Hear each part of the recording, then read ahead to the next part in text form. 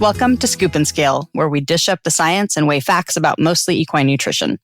I'm Michelle Anderson. I spent 2 decades working in equine media, and I currently create content and help veterinarians and businesses connect with horse owners through my consulting business, Cadence Marketing and Media. I'm a trail rider, dressage rider, and an at-home horse keeper. And I'm equine nutrition consultant, Dr. Clair of Clarity Equine Nutrition. I develop diet plans for horses ranging from metabolic seniors to Olympic athletes. I also consult for equine nutrition companies. I'm a scientist, dressage rider, and a pony club mom.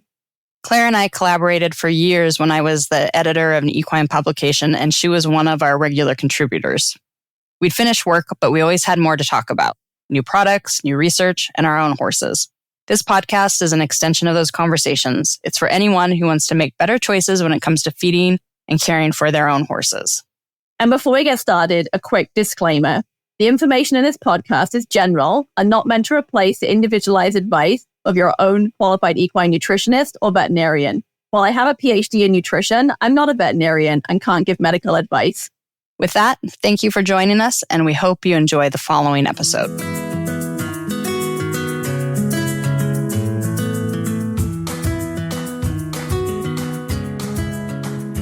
Horse show, the first one that I've shown in, other than one time that I did a material class with my young horse in the last 7 years. So it had been a very long time, and I forgot how stressful it can be for me to go to a horse show. Yeah, a lot of moving parts, aren't there? Yes, and how stressful it can be on our horses. So I thought today would be a good opportunity for us to talk about stress during travel at horse shows on our horses and what we can do nutritionally to support them and to support their GI health, which can be a problem when horses are stressed out.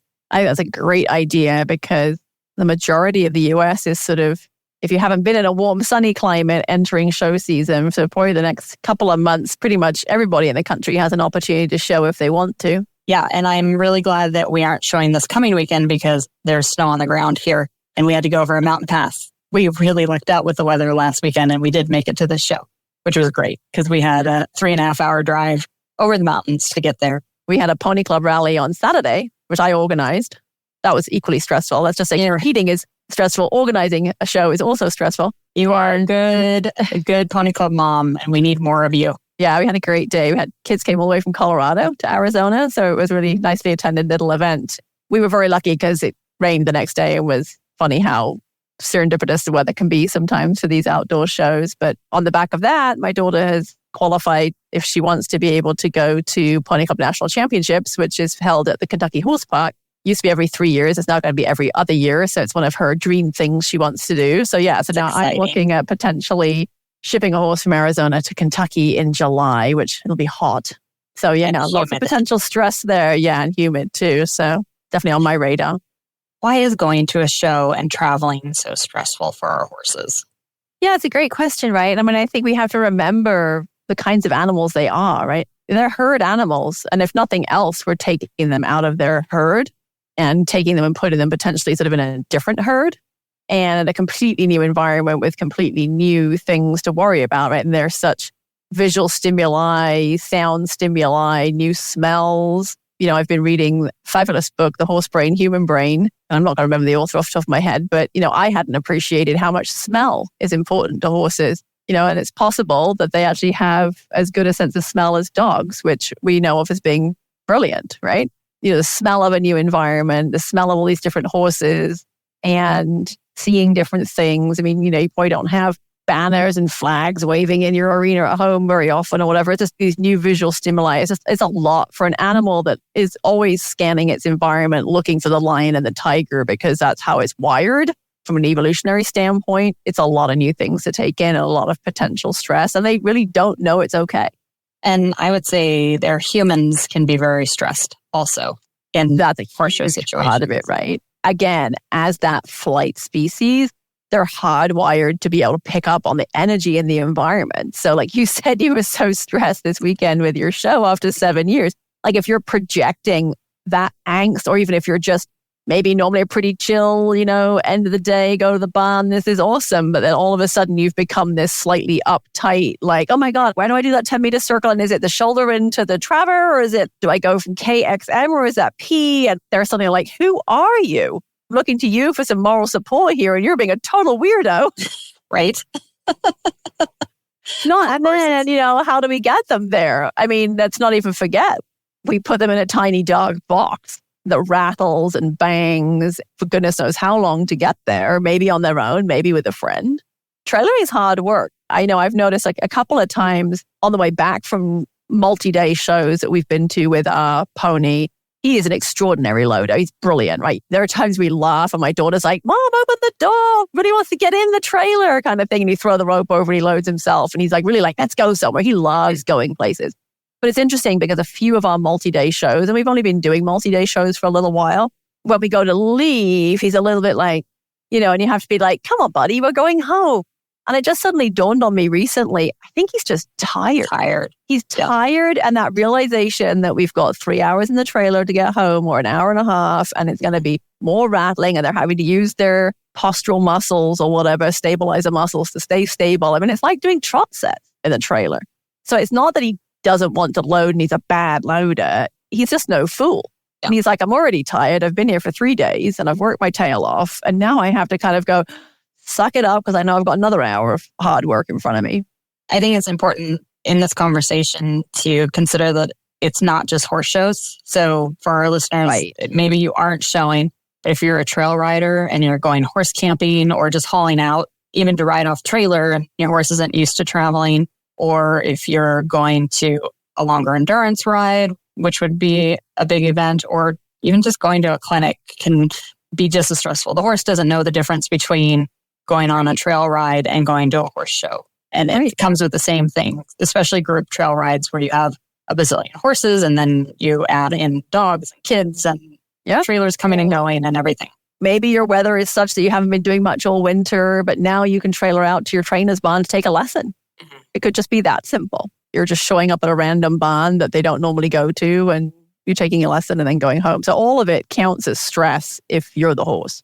What are the risks of stress to the horse's digestive health specifically? I know, especially with younger horses, when they are really new to traveling, you can get things like diarrhea or sloppy wet manure. Obviously, it's affecting their gut. What are the risks? Yeah, I mean, I think we've all seen the horse that comes out and there's the trailer and all of a sudden there's like runny poos going left, right, and center. And some of that is just adrenaline, right? Affecting gut motility is that just that adrenaline flow of they become hypermobile. Their gut becomes a little hypermobile. And so they are going to get loose manure. And that's that classic sort of anxiety pooping kind of thing. And it tends to be loose because they're pooping it out earlier than they planned to kind of thing. So you haven't had the water resorption in the small colon to kind of make proper fecal balls. But we also know, as we're doing more and more research into the microbiome, which is the hindgut where the microbial population lives. And we're starting to see that it doesn't take a lot of stress, especially in the form of, we've had some sort of mock transportation studies where they tie the horses for, say, 12 hours to mimic being in a trailer with their heads tied. And then they look at the microbial population of manure and they see that it changes. And the diversity of microbes in that manure changes and can change quite dramatically. You actually want a diverse population of bacteria in the hindgut because if you've got a diverse population, then you're sort of ready for anything, right? You can handle a lot of different things. And so if your population is becoming less diverse, that's not a good thing. And it's very early stages of research. It's quite interesting and there's a lot more research being done on it, but it happens quite quickly, as I said, within those 12 hours. And it can take several days to actually, when they map it on the back end of how long does it take to go back to normal, it can take several days. So that really makes me think about the horses that travel quite frequently and what effect is that having where we, they just get back to normal and then, oh, just kidding, off we go again, there's another show kind of thing. What effect is that having? It can be quite destabilizing to the microbial population in the hindgut, I think. We haven't on this podcast yet talked a lot about the microbiome, but what are those microbes doing and how are they helping with food digestion? And do we fully know what they're doing in there? We're learning more and more. And we're learning more about what the microbial population that each horse has kind of says about that horse. And, there's some suggestion that, for example, horses that have metabolic disorders may have slightly different microbial profiles than those that don't. And that's coming directly off the human research. I mean, it's fascinating, right? We now know that whether you're fed formula as an infant human or breast milk actually impacts the microbiome of your hindgut and can for decades. We know whether you're born vaginally or by cesarean section can change the microbial population in your colon as a human being for life. I find it fascinating. I find it really interesting. And we're a little bit behind in the horse world is what we're looking at. But in the horse, what we're talking about is the microbial population and the protozoa and the fungi and what have you that live in the horse's cecum and large colon.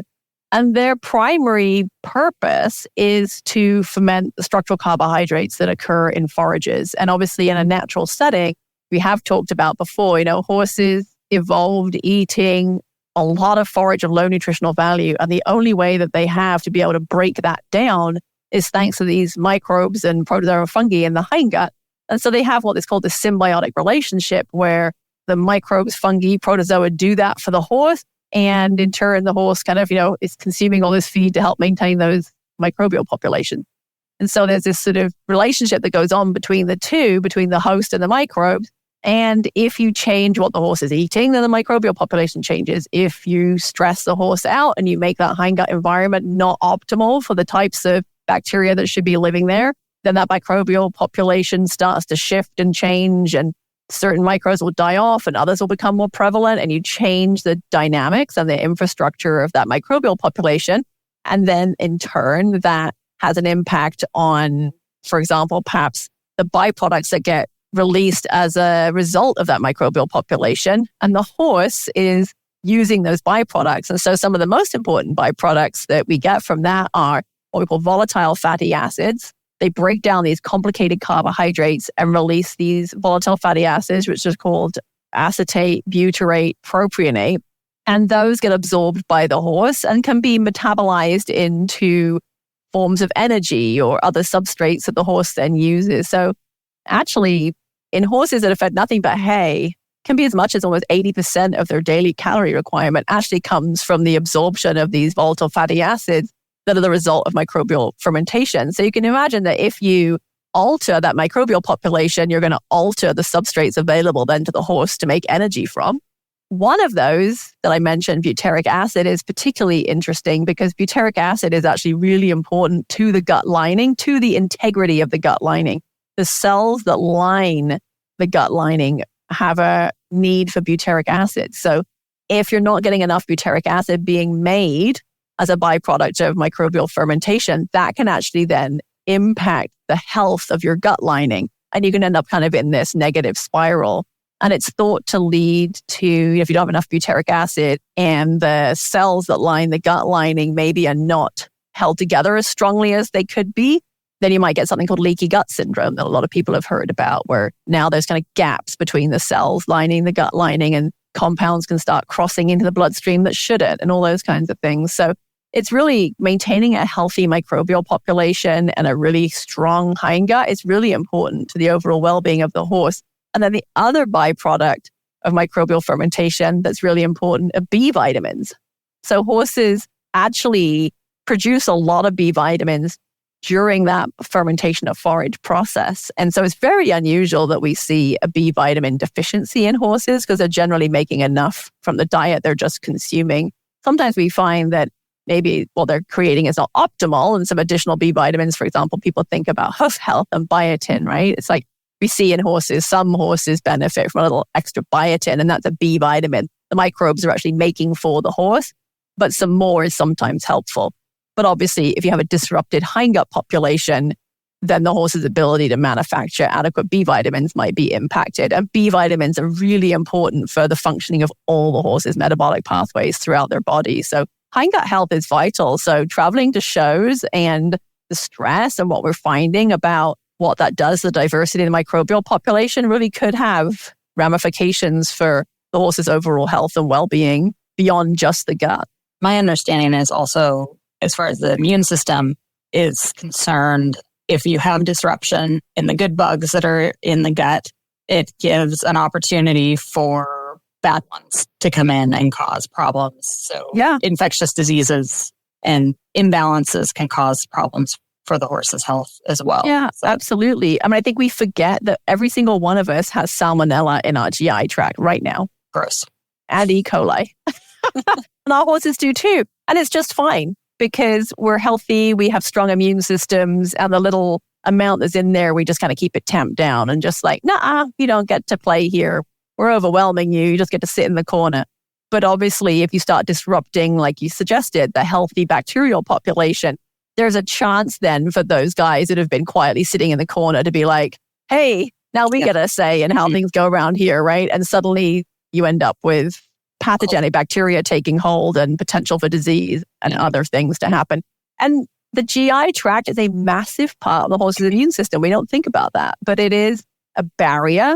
The lining of the GI tract is a physical barrier between, everything you're eating and the rest of your body. And if the integrity of that barrier is at all less than ideal, then there's a chance there for a number of things to happen. But, the body tries really hard to kind of maintain that and can definitely influence overall systemic immune health.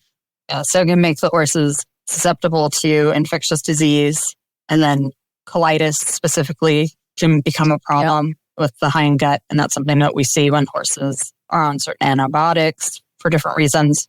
That becomes an issue as well. It's something that's really important to keep in mind.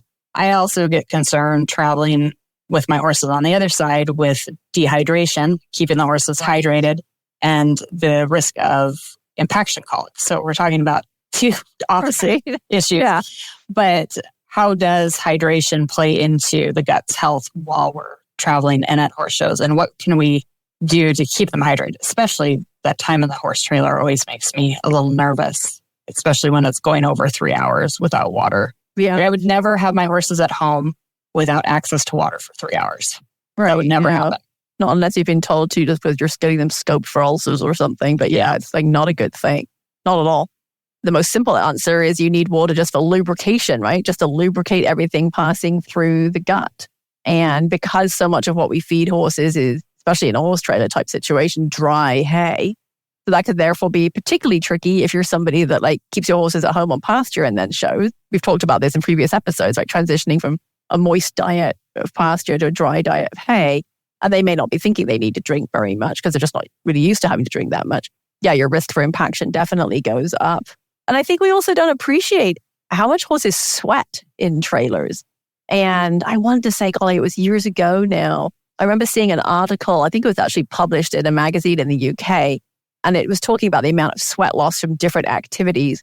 And somebody had looked at the amount of sweat loss. It was something like a 13, 14-hour trailer ride or 10-hour trailer ride. It was a long way anyway. And the amount of sweat that was lost was the equivalent to the sweat lost from doing an old traditional format speed and endurance day at a 3-day event. So roads and tracks, steeplechase, roads and tracks, cross country. That was pretty mind-blowing to me, that you could trailer your horse for 10 hours and they could lose that kind of fluid and electrolyte. And we don't realize because there's a lot of airflow in trailers, or we hope there's a lot of airflow in trailers. You want a lot of airflow in trailers for respiratory health. And so the air moving over them often stops them from being obviously sweaty. So you take them out of the trailer, they don't look like they actually sweat that much, but they have been. It's a little clammy down by their hair root kind of thing. And then the air has been moving over them and kind of taking that away. So you don't realize. And so, yes, not only are they not drinking very much because the opportunity is somewhat limited, but secondly, they're also potentially sweating and dehydrating that way. So it can be kind of a double-edged sword. So hydration is really important. And people really struggle sometimes to get their horses to drink when they're away from home. And I believe in episode 6, we talk about salt and hydration and keeping horses drinking. We go in depth in that episode, but I think briefly, do you have some suggestions for getting horses to drink once you're at the show? One of the things I run into, actually talking to somebody just recently, but a lot of our big show facilities are what I call municipal show facilities, right? They're on the edge of urban environments. And so they're often on the city water supply. And chlorine in there. Yeah. And I don't know about you, but quite a lot of barns are not on city water supply. They might be on well water. And so they have a lot of different, what we call salts in them, right? We have dissolved solids or salts in water, and that affects the taste. And I think, like I talked about earlier in this episode, smell is so important to horses. That chlorine, I mean, we can sometimes smell the chlorine in tap water. Horses probably most certainly can. And if that's not a smell that they're used to, they may not even want to go near it just because of the smell. So there are some tips and tricks you can do to help with that. Ideally, you've been doing, what we suggested in episode 6 and giving your, 2 tablespoons of salt every day to your horse, just even if it's not working or doing anything very much. And so it's already in a good electrolyte status before you leave home. There is this belief among some people that they're going to mega load electrolytes for 2 or 3 days before. I mean, if you want to do that, great, but your horse is not going to store more electrolytes than they need. So in reality, most of that, if your horse is already in good electrolyte status, is just going to go straight out the back end. So you're better off just making sure that every day of the year they're in good baseline electrolyte status, and then continuing to do your salt and electrolytes while you're traveling that you would do at home. What we call tainting the water, making it taste of something else, can be really helpful. But ideally, you would start that at home before you leave. It doesn't work so well if you wait until you're on the road or at the show. So by that, I mean adding something like apple juice or Kool-Aid to the water in a dilute amount, apple cider vinegar some people use. But the smell of that can sometimes then overrun the smell of the chloride, the vinegary smell. And we're talking trace amounts, just enough to make it a bit different. And you have to do it at home because you have to make the horse believe that this is what their water tastes like all the time. And then they go to the new location and it still smells like that, right? So that's why it doesn't work if you don't start it until you get to your destination. There are some products out there that you put in the water, almost like a handful of grain type of thing. And that will work for some horses. Like a handful of sweet feed in the water will work. My biggest caution is always make sure that there's plain water available as well, because it can backfire. If you make all your water taste different, and they have a protest over it, now you've just gone and made it so your horse won't drink at home as well or whatever. So always try it at home before you leave, and make sure that what you're adding is show legal. Yes. So check with your governing body. They should have a list of banned substances, and just always check. It's your responsibility as the competitor to make sure. And it's not up to the supplement companies to label things in any way, or even your vet probably has a good idea of what's banned and what's not. But at the end of the day, you're the one showing. And so it is your responsibility to make sure that your horse hasn't had anything that they shouldn't have. A good reminder for that.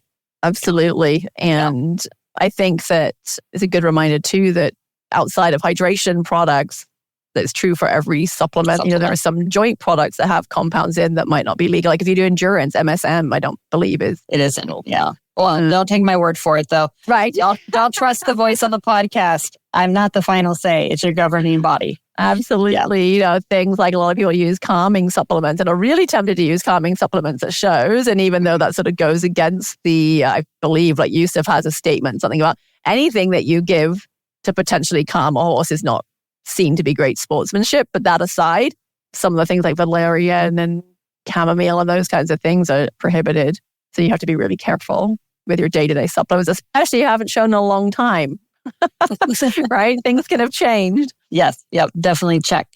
And then at the show this weekend, I added water to my horse's grain feedings. And by grain, I mean his concentrate feedings with his ration balancers and all of his good stuff, just for an extra. He's a good traveler, is used to showing, drinks plenty, but just a little extra water in his grain too. Just soaking hay can help, especially in the trailer. And that has the added benefit of getting rid of any dust where you're in an enclosed space where air quality can be lower than normal because they're in an enclosed box. So soaking the hay can really help get water into them too, even just for 30 minutes, soaking it and then feeding it. That can really help. And there are some forages on the market that is designed specifically to be fed with water, or as you say, doing soupy mashes or something like that. It can be really great ways of getting water into them.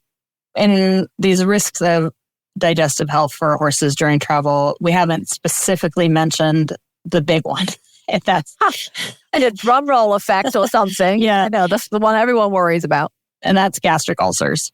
Gastric ulcer crosses over into vet territory. So definitely, if you suspect your horse has gastric ulcers or is susceptible, talk to your vet. They're the ones who can help you out and can confirm diagnosis by scoping. It's the only way, from my understanding, of verifying that a horse does have gastric ulcers or not is by doing a scope. And that's true. And even beyond that, it's the kind of ulcers. And at some point, we'll do an episode on ulcers. But there are different types of ulcers and they require different types of treatment. So if you don't scope, you don't know what you're dealing with. And you could be spending an awful lot of money and not giving the right stuff. So definitely scope. Yeah. So we take our horses to shows. They're more prone to get gastric ulcers. We know horses that compete or are in training, it's like 90% plus of horses have them. But even like your horse is just hanging out, the research has shown 60% of horses that are just kind of recreational or hanging out in the backyard, horses will still have gastric ulcers. So with that in mind, something that for me going into this show that I wanted to do was give my horse support using Ulcer Guard. And that is an omeprazole. It's FDA approved omeprazole product used for prevention of gastric ulcers, not treating. And it is available over the counter. But of course, I'd have had those conversations with my vet on how to support my horses when I'm traveling. So is Ulcer Guard something that you find your clients use or something that you give to your horses when you... Yeah, it is. And I often find it's given wrong. Mm-hmm. And at $50 a tube or thereabouts in that kind of territory, you'd like to get it right.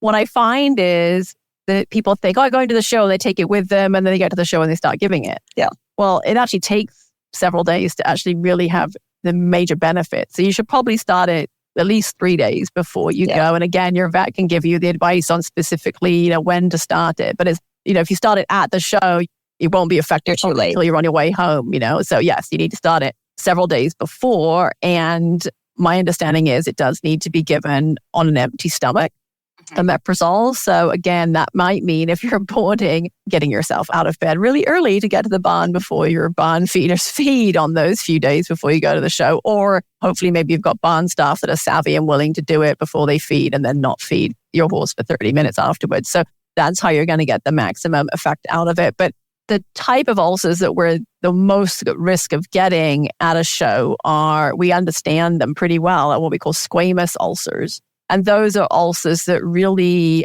I just recently was at a conference a couple of months back that was coordinated by Kentucky Equine Research, and Dr. Ben Sykes was presenting, and he's considered to be one of the world's leading authorities on equine gastric ulcers. And so he talked at length about them and the different kinds. And he was really saying that we have a pretty good handle now on what causes squamous ulcers. And it really is dietary factors such as, the amount of forage that the horse is getting. It's the amount of carbohydrate that they have in the diet.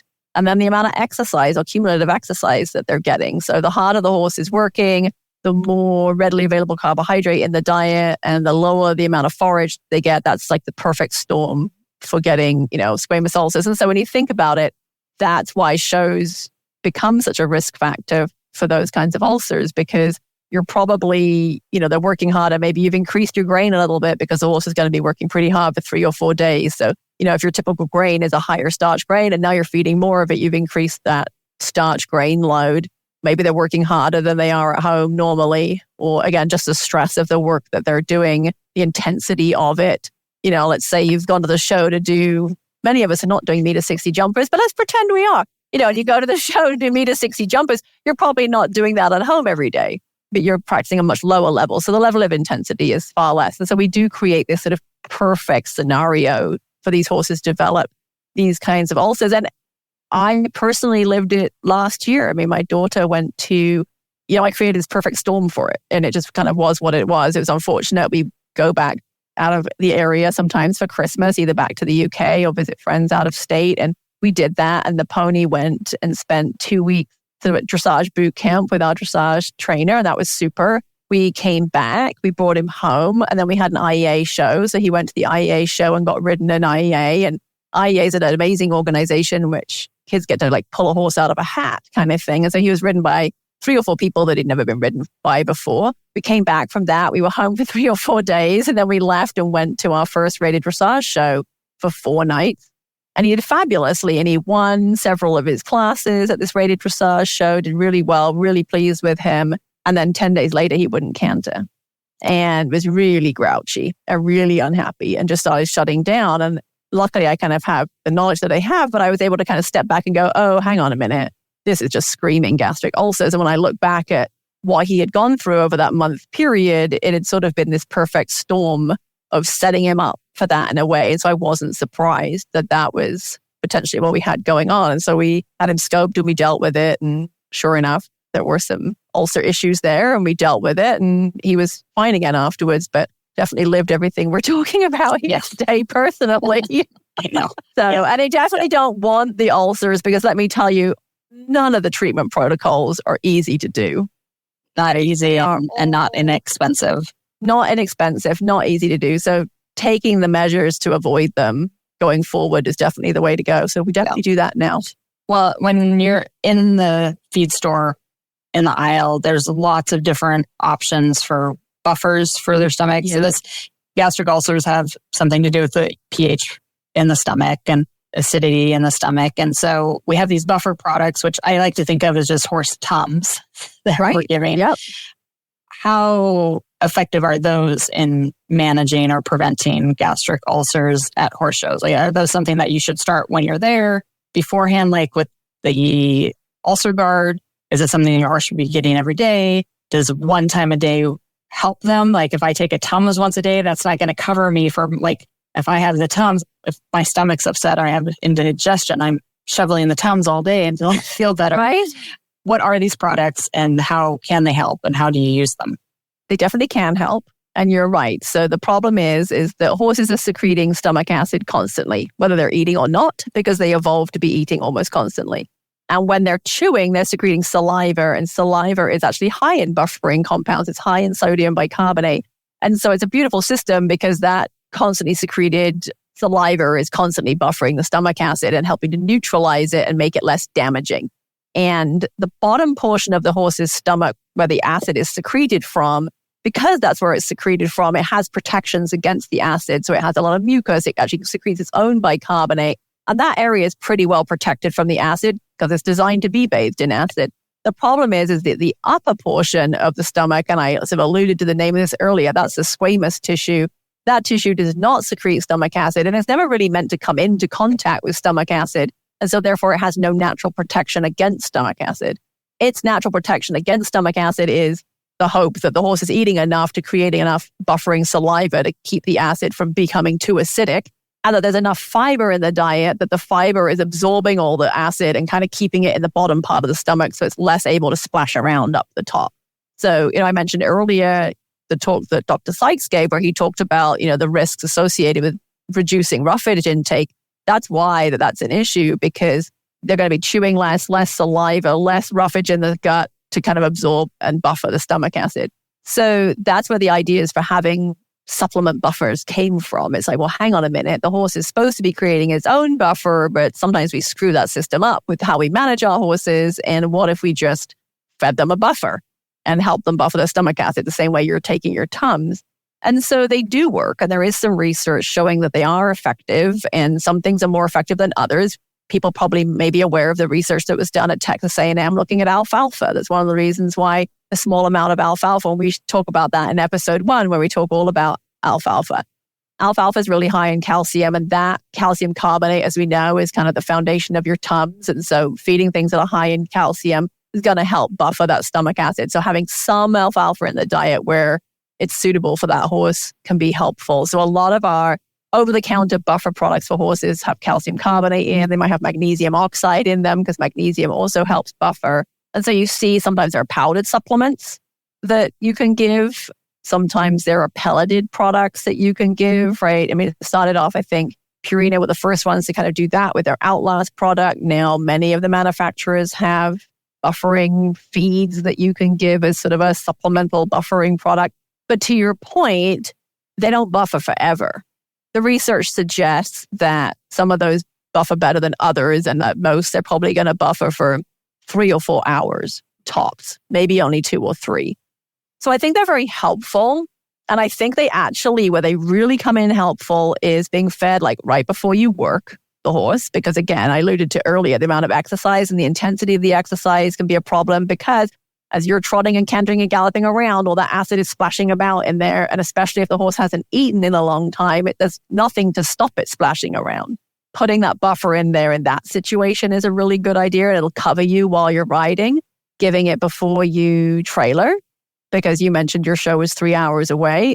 It would pretty much just get you to the show and keep your horse's stomach more neutral while you're in the trailer and they're having that added stress. So yeah, absolutely. I think they have a place, but they're not going to help you out for 24 hours. They're going to help you out for 2 or 3 hours here and there. And they're not going to treat gastric ulcers if your horse has gastric ulcers. So they don't take the place of the drugs that would prescribe to actually treat.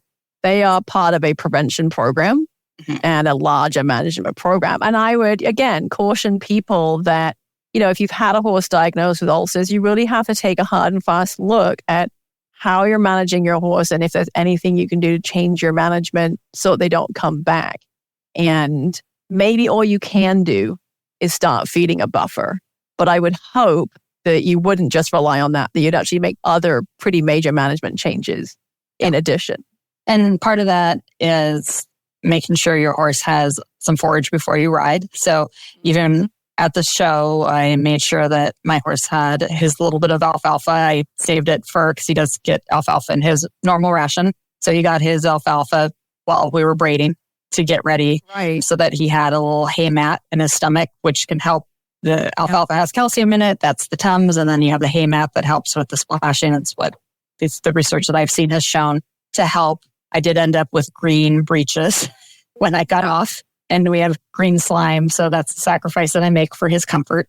It's having someone with a rag to wipe the green off his face and then making sure that I have a backup set of white breeches. But something also to keep in mind. Speaking of the forage while you're at a show and traveling, why is it important to make sure that you bring your own forage if you can? You can't always. There's some instances when you can't take your own forage to shows. Yeah. Those of us who don't show internationally probably aren't facing that. Well, I don't know that I don't think I'm going to be taking our own forage to Kentucky. Yeah. I mean, I might be able to take a bale, but probably not enough for the almost 2 weeks we'll be there. So, no, but ideally you would. And that's because, that microbial population, as we hinted at earlier, kind of is specific to the diet that you're feeding. And so when you change diet, especially forages in regards to the hindgut, that microbial population has to have time to kind of adapt and say, ooh, okay, different type of hay. And here's a big mistake people make is they might be feeding orchard grass hay and switch to another orchard grass hay and they think, well, it's orchard grass hay, it's no different. But actually the chemical composition of that orchard grass hay could be quite different. The amount of sugar in it, protein, calcium, fat, it could be quite different orchard to orchard kind of thing. And so then you've got these bugs in the hindgut going, oh, this one's, got 3% more sugar than the last one. Oh, wow, it's really stemmy and stiff and hard to ferment. And we're going to have to get some different bacteria, in here to kind of help. Hey, you guys over there that haven't been doing much the last month on this other hay, we need you kind of thing. There's going to be this shift in bacteria, that population that happens. And if that's a pretty radical shift and it happens really quickly, all manner of things can happen, right? You can end up with gas production and then gas colic. You can end up with it being so different that some of the resident bacteria are like, oh, we're out of work, and they actually die off. And as they die off, they release toxins, and those toxins can cause problems to the horse. You could get diarrhea, or you could get colic, a number of things. So research suggests that when you change hay, I think your colic risk goes up for about 3 weeks afterwards. And when you throw on top of that all the added issues we've been talking about already with trailering somewhere new and being in the backcountry for a week randomly all of a sudden, or whatever it is you're doing with your horse, obviously your colic risk goes up. So we would like to maintain the forage as similar as we can when we're away from home. And as you said, that's not always possible. And so just have to do what you can. And make sure that you've done the other preventive things before you go to help. Yeah. And I do think that this is a good time. These are the scenarios where perhaps adding a postbiotic type supplement to your horse's diet might be a good idea as an insurance policy, right? So, a lot of the feeds that I generally work with and recommend already have pretty good probiotic type packages built into the feed. And I think as a day-to-day support, that's fine. But if you're putting your horse through added stress, or you have a horse that for example, again, like my daughter's pony who had really no experience of going to multi-day shows at the beginning of 2023, his manure would get really loose really quickly and smell really bad. I mean, it was clear he was upset. And he's, in a 12 by 12 show box stall, and at home he's in a really nice big, 15 by 33 and, whatever. And he was clearly not happy. You could just tell by looking at his manure, it was soft and it smelled really bad. These days, give it 12, 15 months later, and he's now done multiple multi-day shows, and he's a much more relaxed character, and his manure is perfectly normal all weekend. It's still a bit stinky, but form-wise, it's proper balls. And the interesting thing is at home, he makes really nice piles in the corner or the back. And at the shows, generally, it's a mayhem, right? Because it's a smaller space and it's just all churned in. Well, the last show we went to, they were all nice piles kind of at the back. And I was like, oh, you've relaxed enough that you're not even walking that much, pacing that much anymore. So they learn to handle it and get better at it. But he is definitely a horse that would be one where you'd say, you know what, I might just put him on a little bit of prebiotic support starting a couple of days before we leave and throughout the show, just as an insurance policy. You mentioned the stalls being confined at the shows. That's something I think that's important too, is keeping the horses moving. And I think lots of times we think of that, we need to stretch their body and we need to get them out of the stalls and hand walk them while we're at the shows. But how can hand walking and movement and exercise help with the digestive system as well? Yeah, absolutely. I mean, it just kind of helps keep everything moving, right? Just kind of helps stimulate the digestive tract, peristalsis through the digestive tract. So we know that's super important. And again, it's what they evolved to be doing, right? To be walking multiple miles per day, continually eating and grazing as they go.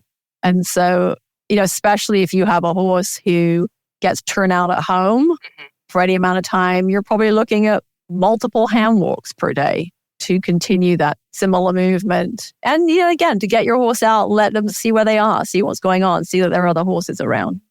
Well, we're close to out of time, but we had one more thing we wanted to touch on, and that was biosecurity. We know the horses, their immune systems are going to be compromised when they're traveling. That's why we see these big outbreaks of respiratory diseases at horse shows. Horses are under stress. Digestively, we have some specific things that affect the digestive system. I think of coronavirus, which is not the same as COVID. It's Maybe you can explain that a little bit for people, because I know people got really worried that their horses also had corona early in the COVID pandemic. Yeah, and I don't claim to be a disease expert. Yeah, right? No. They're just very different strains of things that have similar names. And it's not the same. Not the same at all. They're a type of virus, but it's not the same virus. So your horse doesn't have COVID. But coronavirus in horses causes pretty significant diarrhea, or can. And that is something that does show up at horse shows. So thinking about your biosecurity, making sure that the stall is clean before you go in. You're the pony clubber with the pony club kids. And you, I'm sure, do a better job of this than I do.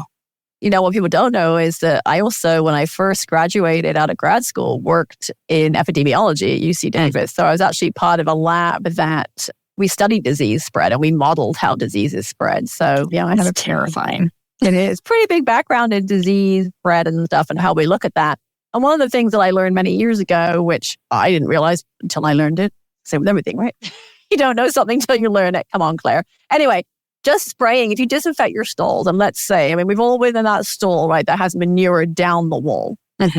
Right, you go in and there's dry manure down the wall from 3 foot down. Some horse either stood close to the wall and did a runny poo down the wall. You hope to heck it wasn't projectile. But anyway, manure down the wall. If you take your dilute bleach spray or chlorhexidine spray or whatever it is you're going to use to disinfect your stall before you move your horse in, and you just spray over that, doesn't really do anything, because the organic matter in that manure actually sort of basically makes it so that the disinfectant is not as effective. So really you have to get that off the wall if you really want to disinfect your stalls properly. But let's be honest, I think the majority of people don't disinfect their stalls before they move in. Years ago, we went to Colorado during a vesicular stomatitis outbreak, and we went in there and I actually bought a backpack pesticide sprayer, and I think we had Lysol, or we just cleaned all the stalls before the horses moved in.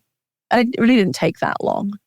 And for listeners, so VS is a disease that affects horses and cattle. And now I'm trying to think. So it's spread usually by flies, I believe. Yep. And because it affects cattle and the beef industry and our food source, the main part of our food source, it's taken very, very seriously. And it creates these really painful sores in their mouths. And it looks like foot and mouth disease, which is very similar, but way more serious. And so people get very excited when they see vesicular stomatitis lesions because the initial panic is, oh my goodness, is that foot and mouth, which is we absolutely don't want in the United States. That was the big one I was actually studying when I was working in epidemiology that we were modeling. And it wiped out a lot of my farms in the area I grew up in England back in the early 2000s. So I've definitely lived that nightmare. It's always surprising to me how quickly we forget about these big outbreaks and, how quickly things can spread and how we all become really vigilant and good about our biosecurity. And then we'll forget about it. 3 months later, we've forgotten about it. So it is important because every year we have EHV1 and we have all these other diseases that are really quite nasty. And they tend to zoom in on show facilities because of stressed out horses. Facility and stressed out horses. In a close proximity. Yeah. Absolutely. It's just waiting for it. Doing things like making sure that, on the feed front, using your own hose to fill your water bucket. Not using a communal hose to fill your buckets. If you have to use a communal hose, don't let the end of the hose be in the water or touching your bucket. I mean, things as simple as that transfer disease from bucket to bucket between horse and horse. So there's lots of things you can do to help with biosecurity and feed buckets, like not sharing buckets, feed buckets between horses. Manure forks. Someone else wants to borrow your manure fork from seems so silly. A different aisle. It's silly until it isn't. And I read a really heartbreaking story of a horse that developed EHV1 a couple of years ago at a show. And they actually, through the disease transmission modeling, were able to figure out that the horse that had brought it into the show had stood next to her in the warm-up arena while she waited to go in. And 72 hours later, her horse was dead. Biosecurity is no joke. I mean, it's really petty and stupid, but it is until it isn't. No nose-to-nose contact. That's another one. Right. No matter how much they want to greet and sniff each other, try to stop that. Petting your friend's horse and then petting your horse. It's all these little things we do that we don't even think about. So. And when they're under stress. Yeah, exactly. They're set up for it because their immune systems are stressed. What about after we get home? You're getting ready for the show. You do your ulcer guard, you do your buffers, you pack all your forage, you take them, you make sure that you're hydrated, they have their electrolytes. But then you get home and you're tired. You just drove 3 hours over a mountain pass hauling your horse, but it's not done yet.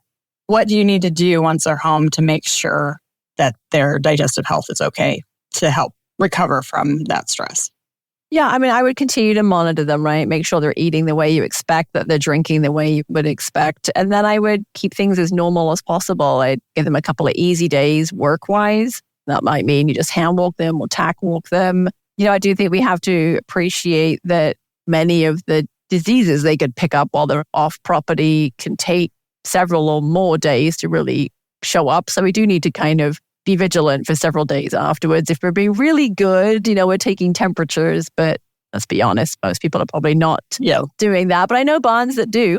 They're pretty on that. But that would be an ideal. But yeah, just really kind of keeping things the same. It can be tempting if horses lose weight in transit and what have you. And it can be tempting when you get home to kind of go, oh my gosh, he's lost so much weight. I need to throw a bunch of food at him. But a little slowly and gradually over time is better than throwing a bunch of stuff at them, trying to help them gain weight again or what have you. So I think it's really just being vigilant and just appreciating the stress they've been under, giving them time to recover.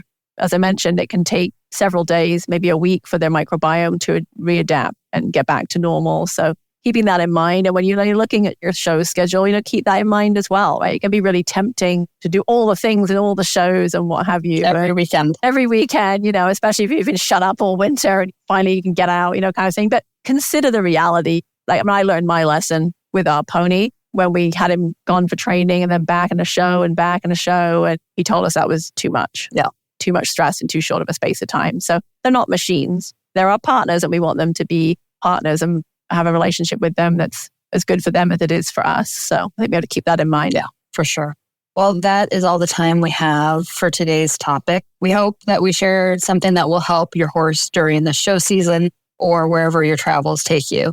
If you'd like to be part of our conversations, please send your suggestions for future topics and your equine nutrition questions to info@scoopandscale.com and is spelled out. That's info@scoopandscale.com. You can also find Claire at clarityequine.com. Yeah, and please make sure to subscribe wherever you listen to your favorite podcast. Share on social media. If you're finding the information useful and you have a horsey friend, tell them about us too. We love referrals. It's the biggest compliment. For the Scoop and Scale podcast, I'm Michelle Anderson. And I'm Dr. Claire Tunis. Thanks for riding along with us.